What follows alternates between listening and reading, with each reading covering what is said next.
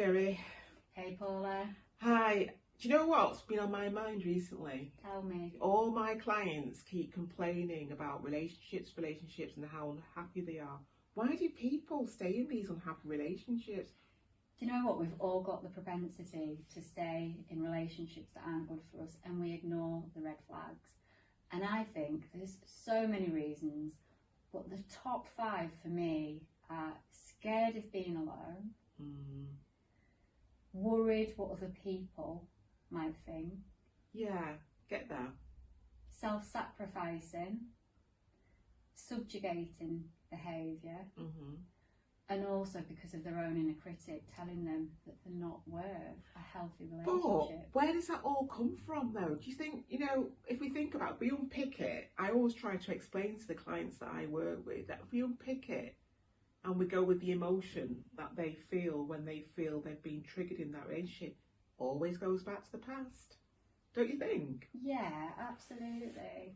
I think we can sometimes mistake love for actual feelings of familiarity. Yeah, So I if- recognise that. Yeah, so if we grow up in an environment that is invalidating, our emotional needs aren't getting met, surprise, in our partners, we're drawn to people with the same relational patterns, and we can confuse that familiar feeling for love. Yeah. And it can be really difficult because what we're doing in that relationship is we are hoping unconsciously that our emotional needs are going to get met, just the same way that when we were kids we would have been hoping on quite a visceral somatic level that our needs would be met. Because as children growing up, we need those emotional needs being met. It's a primal need, isn't it?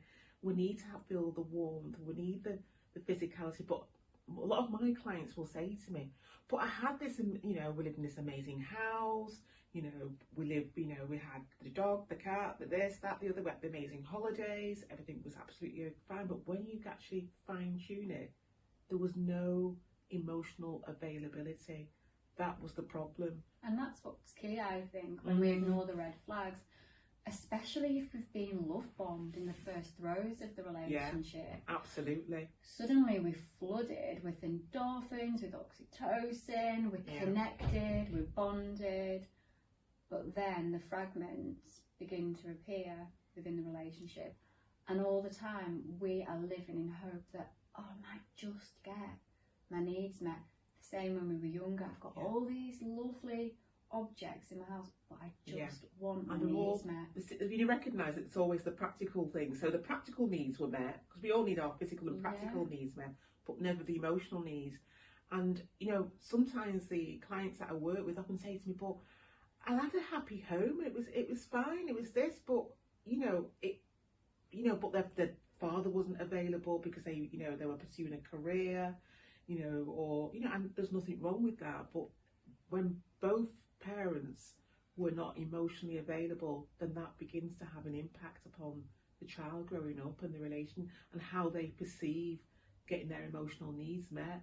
Absolutely. So I wonder whether that carries on into adulthood, and they're very much attracted to that similar setup, really. Absolutely. Somebody who can financially and provide, but not necessarily meet their emotional needs. Absolutely. And the other thing to really remember is that there's something there about parental modelling. Yeah, absolutely. So actually, if we grow up in an environment where we've got maybe one caregiver that perhaps isn't in a healthy relationship at all, that can sometimes make us think, well, hang on, what is a healthy relationship? Yeah, a bit of role model there. Yeah, if it's not being role modelled. Absolutely. Equally, if we've got 2 caregivers in the picture that are working out and reenacting their own unhealthy relational patterns, that child's going to think that's normal. And it's really important to remember that these aren't held as conscious thoughts. It's a feeling.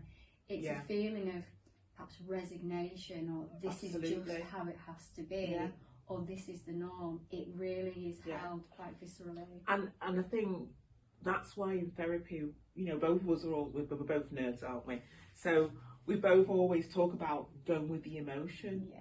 going with the emotion and finding out, because that is the key. When you go with the emotion and you actually identify where that comes from, that is so helpful for a client to then recognize that there's a connection from the past to current patterns of behaviors. Yeah, it's massively and I think I always say, in terms of validation, recognizing, you know, that, you know, you deserve to, you know, be in a relationship that makes you happy, that making that connection from the past is really, really powerful, and it helps you understand why you engage in this unhelpful relationship, which is often seen as one of the red flags. Yeah, and ultimately, I think we cannot have a healthy relationship with anybody until we really recognise the importance of having a healthy relationship with ourselves, and until we invest in that and recognise our own self-worth. Because if we don't recognise our own value and self-worth, we're not going to be putting that out to other people. Exactly.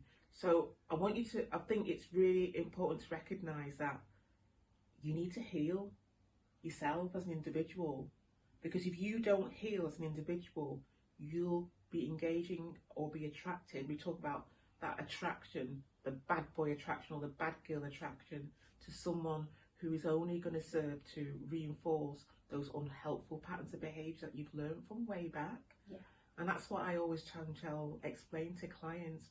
But yet society tells you need to be in a relationship. You need to be in a, and if you're not in a relationship, you're then labelled. I know. So there's lots of pressure as well, isn't there? Lots of pressure. Well, Paula, that's been so nice speaking to Amazing. you. And we'll see each other soon. Yeah, and remember, don't forget, you are enough and you've had enough. So if you feel that this is something that you want to explore further, we've got Geraldine Clare Therapy Services. Yeah. And Paula Reed Therapy Services. Do you want to mention your website? Yeah, GeraldineClareTherapy.co.uk. Mine's www.paulareedtherapy.co.uk.